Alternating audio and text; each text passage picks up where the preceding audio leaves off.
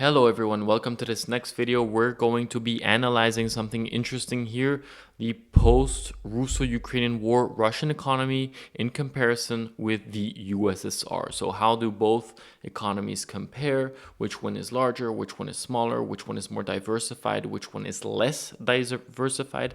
And then once we've done that, we're going to be comparing the pre-Russo-Ukrainian War Russian economy with the post-Russo-Ukrainian War Russian economy in 2024, approximately the latest year in which we can actually get some data. And then we're going to be analyzing the trade partners pre and post war in terms of exports and imports. And based on that analysis, we're going to be making some high level conclusions. So let's jump straight into the topic. In this first slide, we are comparing Russia versus the USSR, right? Along several metrics. On the left side in red, we have the USSR. Red is the color of the USSR. And on the right side, we have in blue Russia in 2024. So in terms of population, the USSR incorporated many more states than just Russia. But Russia was the largest state within the USSR. And so we see that compared to the USSR, the Russian population did drop by approximately 50%, right? Because many of the states separated and became their own independent countries like Ukraine, like Kazakhstan, etc., etc. So a 50% drop there. When we look at the economy, actually, although we see a 50% drop in population, we do not see a 50% drop in GDP. Russia was a relatively richer economy within the USSR. So we see that the GDP in $1 trillion in nominal dollar value was $2.5 trillion for the USSR and $2.2 trillion for Russia today. This is not adjusted to today's pricing.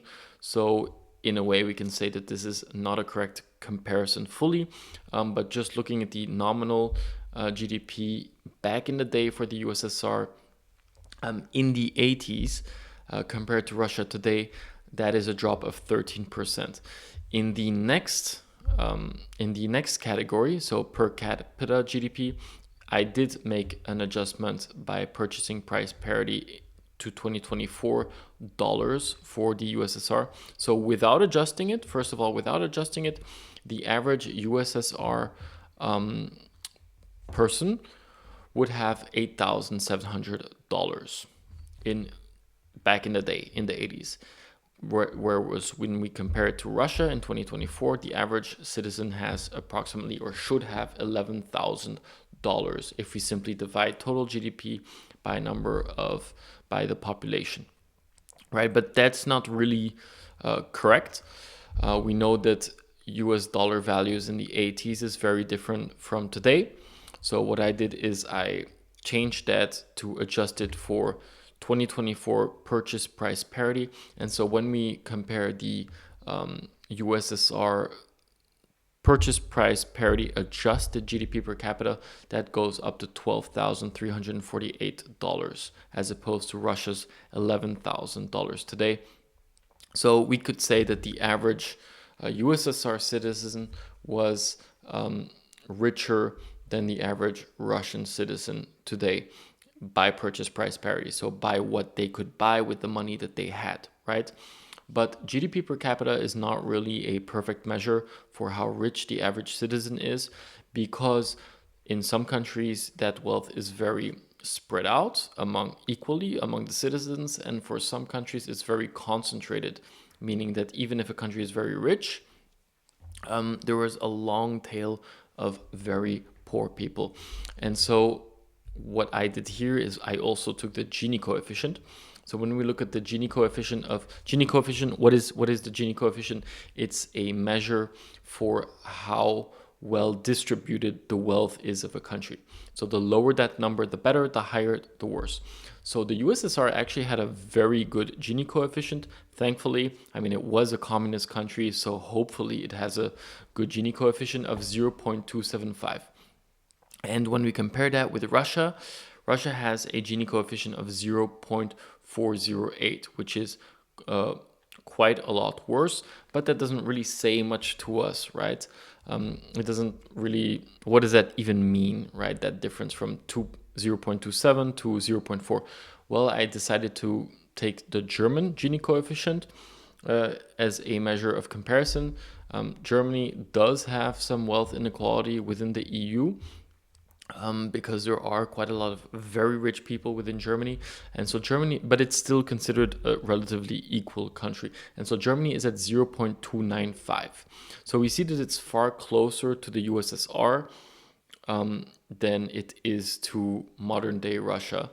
And so that will give us an idea of how, but the USSR was even more equal than today's Germany, right? That's also a conclusion that we can make. But it does give us an indication that even though by purchase price parity, the USSR was better off than Russia today, the Russia today is actually even, the average Russian today is even worse because they have a far worse Gini coefficient, which means that the average Russian probably doesn't have 11,000 nominal US dollars. They probably have far less, and there's probably a small percentage of people who have far more. That's a conclusion that we can make from this. And then finally, when we compare the Russian economy with the USSR economy, it's not just about the absolute size. A country's power economically is also dependent on how big it is compared to the world economy, right? How large of a chunk is that economy of the world economy? And here we see that the USSR was very large at 11% of the global economy. So I mean, in this USA versus USSR Cold War, there's a reason for that. It's because the USSR was also such a massive economical power at 11%. And compared to Russia today, that Russia today is a drop of 81%. That is a huge drop, so far more than in terms of population, in terms of nominal GDP per capita, and in terms of purchase price parity GDP, in terms of nominal GDP and in terms of purchase price parity GDP per capita, the minus 80%, 81% is far more or far worse than all the other metrics. So Russia really has lost a lot of weight in comparison with the USSR. But that doesn't mean that this country is economically has become inconsequential, right? It's still a really large economy and an important economy. And let's take a look at that 2% of the world economy. What does that actually compare with the 11% of the Soviet economy? And what constitutes those 11% and those 2% in terms of the trade that both countries conduct? So this next analysis was really interesting for me. Do bear in mind, USSR data is quite tough to get. It's not that easy, but I did get USSR data high level for the 1980s. And so what I'm trying to do here is do a comparison in terms of what are both countries good at producing. So what are the high value products that other countries want to buy from the USSR, and what do they want to buy from Russia today, right? So, and in this sense, a strong economy would be a diversified economy, an economy with many different types of products that people are interested in, and products that are more advanced rather than not advanced products like timber or rocks or other raw minerals. And when we look at these graphs in the 1980s, we actually see that I've done two high-level icons. We have this gold bucket, which symbolizes raw minerals, and I put this hand with those little tools, which symbolize categories which are more, in my view, advanced products that they export to other markets. And so when we look at the USSR economy, we see that the top export, 33%, was petroleum and petroleum-related products. So it was a very heavy petroleum exporting focused economy. But in the second place, we actually have 15% arms exports, right, in that red category. Then we again have two categories, which are raw minerals, metals, and then natural gas, again in that black at 10%, followed by another more advanced products category, machinery and industrial equipment. So the Soviet Union was a very strong industrial power, and so they built factories within the USSR, but they also exported that machinery to build those factories across the globe successfully, because they were good at it. Much like the arms exports, they were really good at making really powerful and actually even bang for buck really good weaponry. So they were exporting those a lot. And then for the last four categories, we have timber, agricultural products like grains, etc., chemicals and fertilizers, and other, right? So basically these are, again, I categorize them, these last three categories, as raw materials, right? Timber, grains, etc. So not very advanced products, but still the main conclusion here is actually the USSR has 23% of its exports are high value complex products, arms exports, and machinery, right? Machinery, something that, for example, Germany today was very good at exporting, and China is entering that market very strongly as well. Very high value product, those. And arms exports, the US is the number one arms exports. We're talking about tanks, we're talking about fighter jets, etc., etc. So very, very high tech stuff. When we then shift to the middle of this graph, we see that Russia in 2023, that graph really changes quite drastically. And I mean, the first conclusion is, in terms of the icons, you will see there is no more hand with the little tools inside. That's because there are no more high value products being exported from Russia, at least not within the top categories, and also not within the top categories in others, right? And we see that the share of fuels and oils and gas has increased from 43% to 64%. So the vast majority of exports have now simply become oil and gas, right? And related products in that area. We then have pearls and precious stones. I'd say like diamonds, for example. We have iron and steel. We have fertilizers. So that's a category that already exists. Both categories actually already existed within the USSR times. We have cereals, also existed. That's the so-called agricultural products within the USSR. And then we have aluminum and aluminum articles. And then within other, I didn't want to list all of them, but the top 5 that were still listed are actually fish, copper, fats, ores, and slag. So all of those are also raw minerals. So the main conclusion here is that, pretty surprisingly, at least to myself, I'm pretty surprised how the USSR economy actually had a lot. So a quarter of its exports were actually advanced exports, so advanced complex product exports. And what also surprises me is that Russia actually has zero significant complex products that it exports. It simply mines and extracts items from its earth, or grows items, and then it just sells them on to other countries who themselves use that to make complex products. And that reminded me somewhat of John McCain's quote, Russia is a gas station masquerading as a country. I didn't really realize how true that was until I looked at this data. And I should have also actually realized that the USSR was far more able to export such complex products, given the insane technological achievements that they had. First people in space, very crazy stuff that they were doing, and they were really head to head with the US in terms of technological advancement. And Russia is even still today reaping the rewards from that USSR technological inventions, like the Soyuz rocket, until shortly was still the number one, or one of the number one platforms to shoot things up into space. That's also changed quite a lot recently.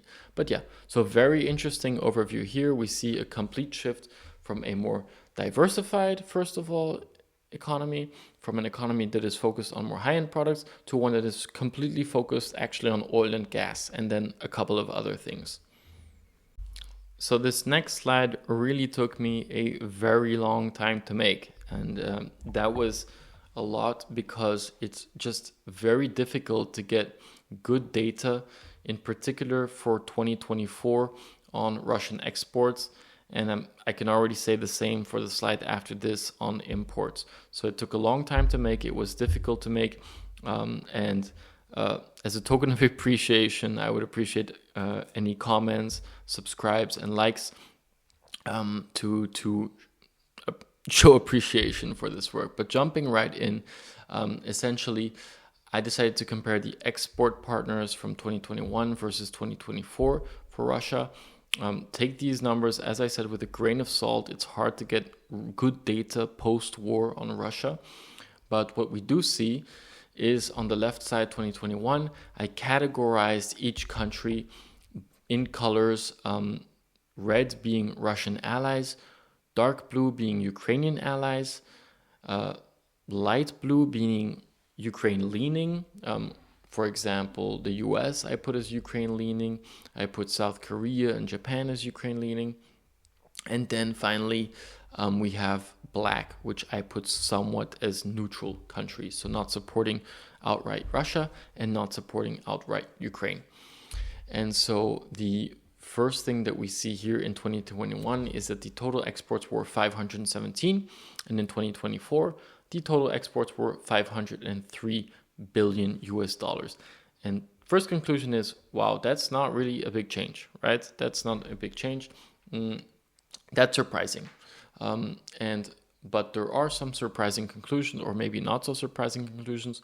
We see that in the beginning, China in 2021 was the number one export partner for Russia, and then the Netherlands. Netherlands has a lot of in Rotterdam port. It has a lot of oil processing facilities. Then we have Germany. Germany also a big swallower of Russian oil and gas. Turkey, Belarus, the second and only other Russian ally, according to my categorization of Russian allies. We then have the UK and Italy, Kazakhstan, the US, South Korea, and then a whole bunch of other countries.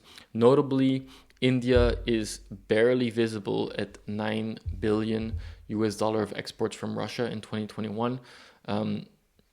That's going to change quite drastically in 2024, right? Because when we shift over to 2024, first of all, we see that the UK, the US, Finland, and Ukraine are no longer appearing in the top 20 list.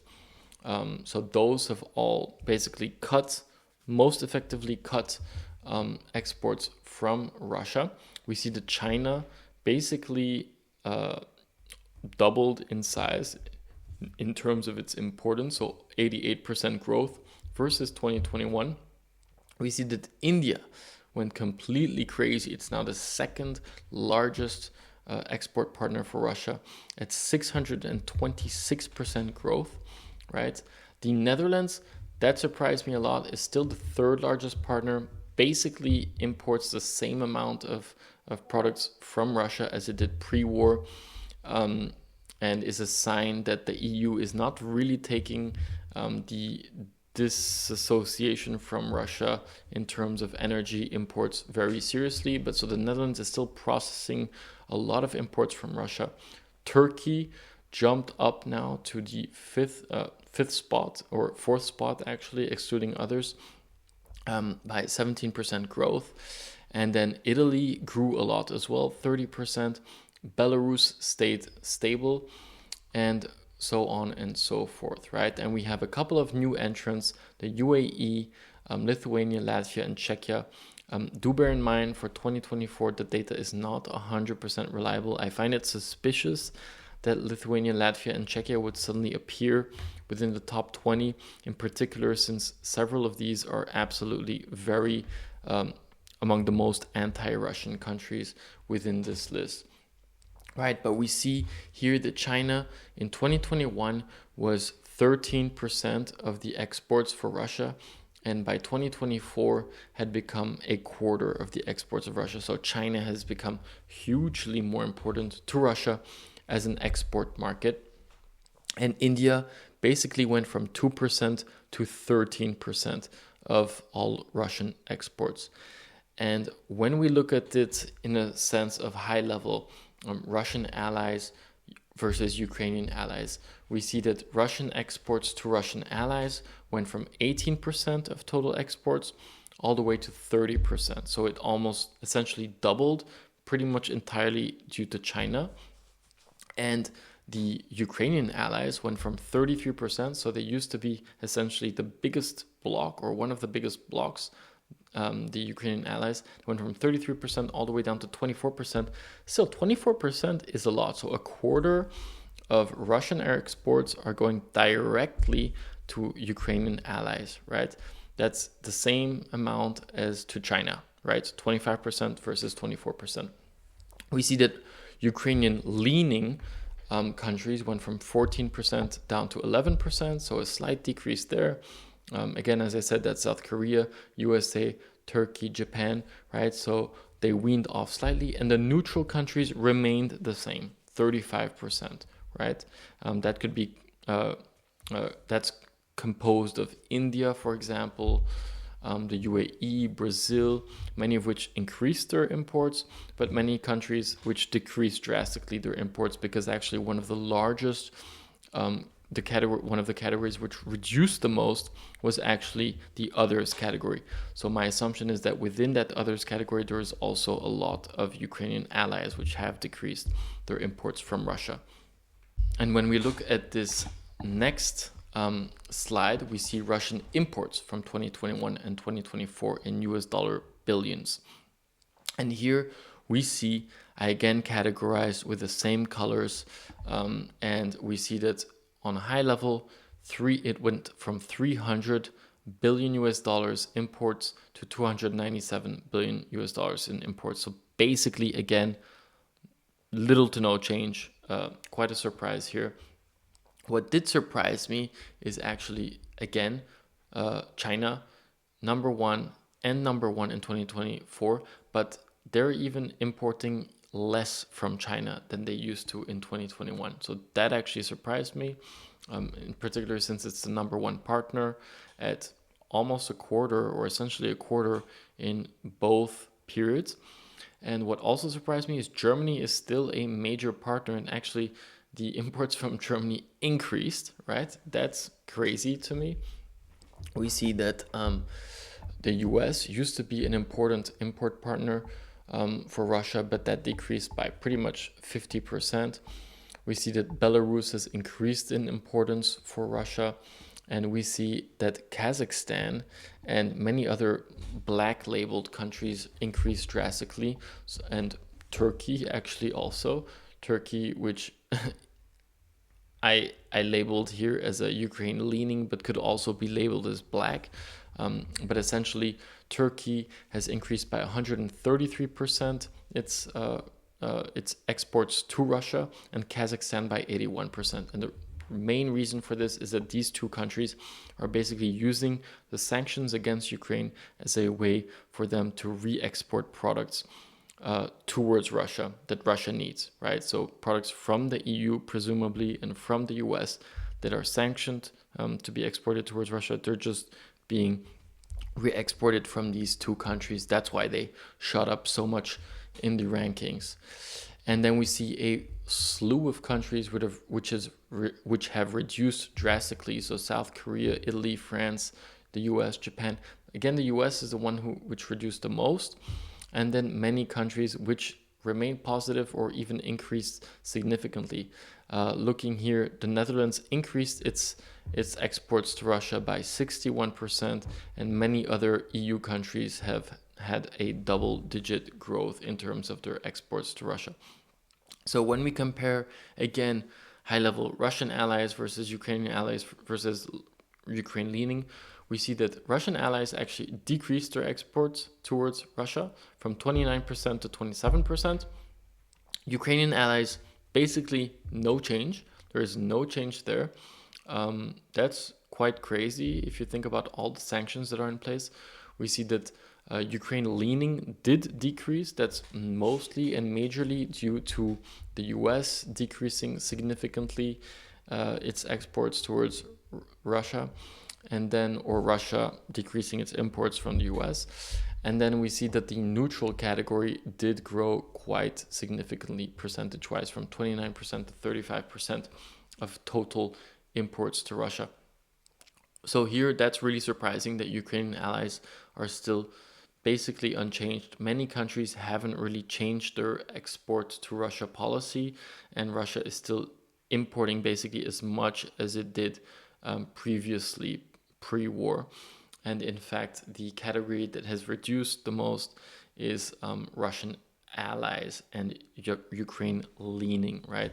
And so it's quite interesting to see that China is buying a lot from Russia in terms of energy, right? Because the Russian export economy is essentially only energy, or 60 to 70% energy, oil and gas. But Russia is not importing really that much from China, nor any other country, because it has such a huge trade surplus. And speaking of that trade surplus, this is the trade surplus illustrated graphically in 2021. We had a 216 billion trade surplus for Russia. And in 2024, that became a 206 billion trade surplus. So a reduction of 5%. That is I would say, a large percent if you would take it in a normal year. But given the circumstances, the war, the sanctions, and all of that, actually, it's surprising that it's holding up so well, right? So essentially, the exports reduced somewhat, and the imports reduced somewhat. And so the end result is that Russia is still able to post a very healthy, very, very healthy trade surplus. So what are the key takeaways, or my key takeaways from this data? And please add your comments if you feel I've misanalyzed something. But my key takeaways are that the Russian economy is far worse than the USSR economy. First of all, it's smaller in absolute terms, not even accounting for PPP or adapting to inflation. But it is far smaller in relative terms, from 11% of the global economy down to 2%. Second of all, it's no longer a diversified economy. It's essentially a petrol station and a gas station, whereas the USSR economy was highly diversified and a quarter of its exports were complex products.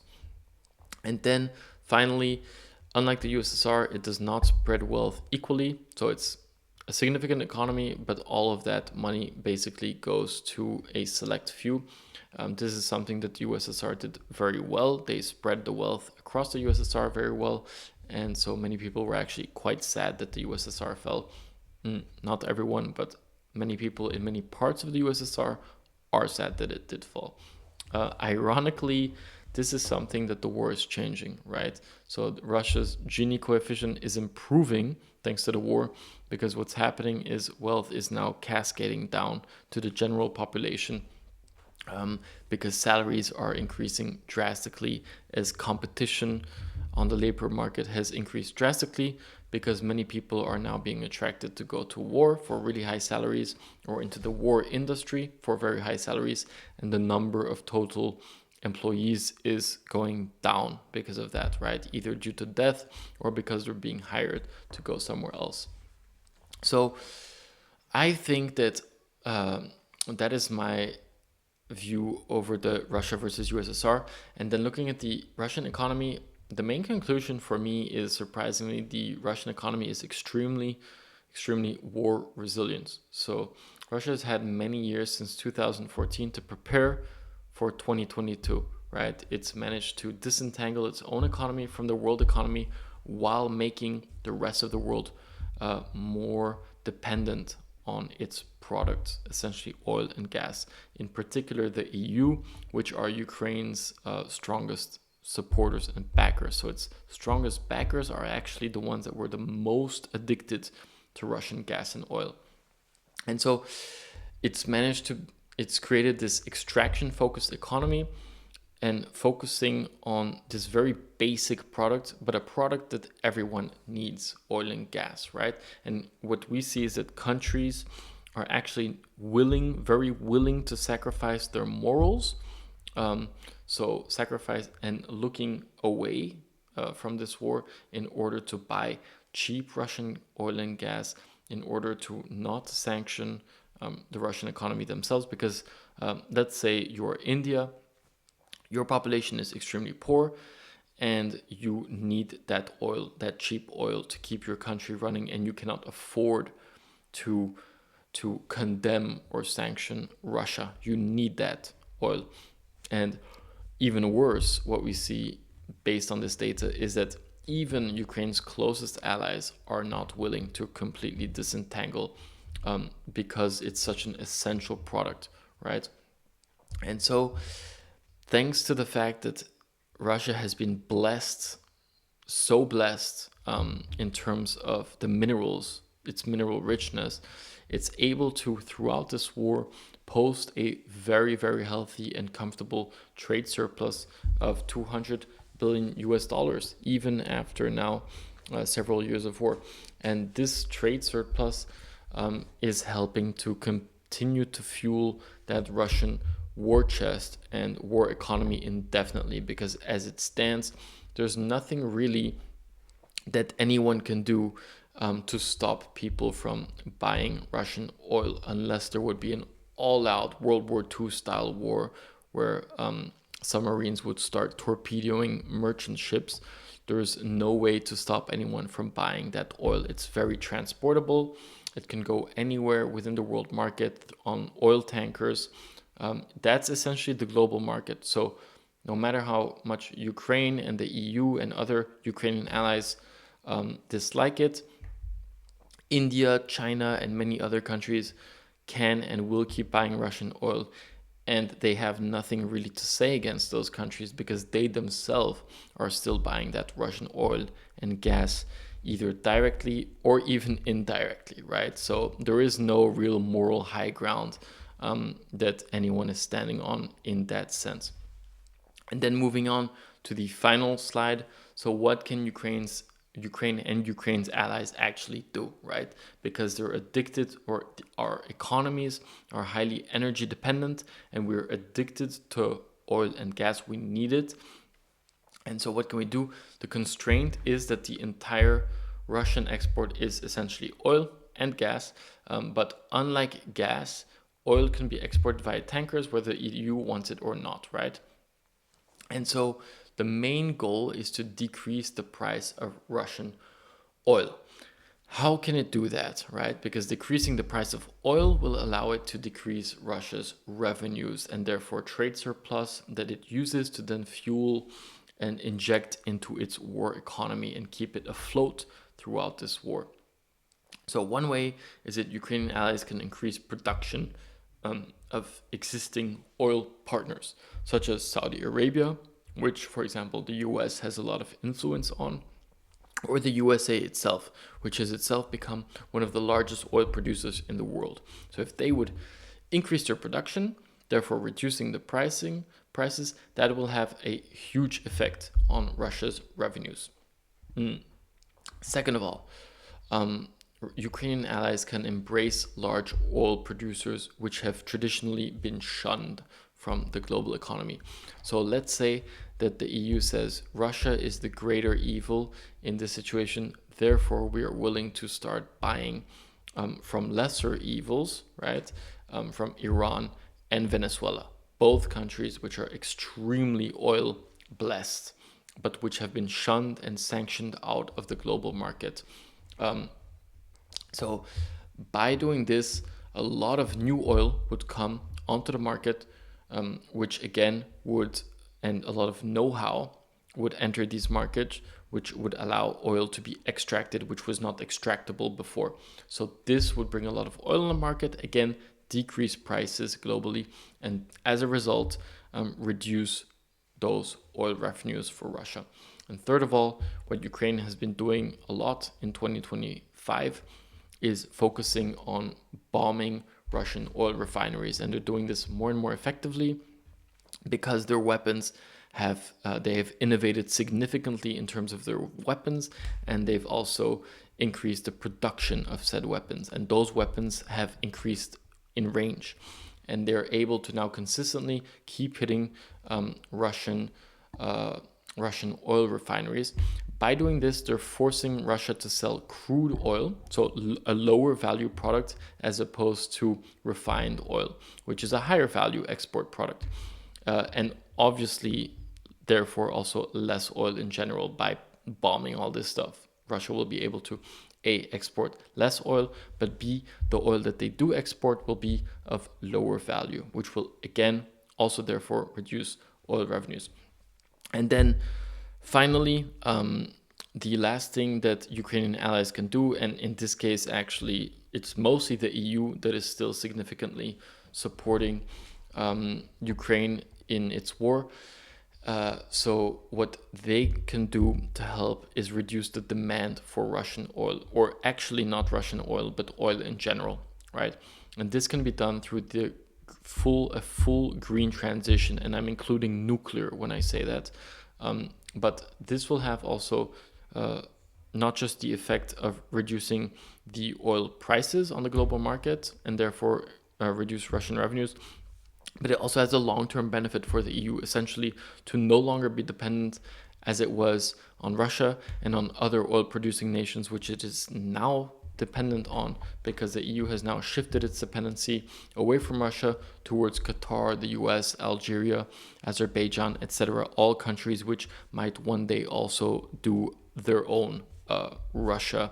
And so by completely disentangling itself from oil and from gas, or trying to disentangle itself as much as possible, the EU on the long term can become far more able to make its own independent decisions, and also able to support Ukraine even more, because right now they're still buying so much Russian oil and gas.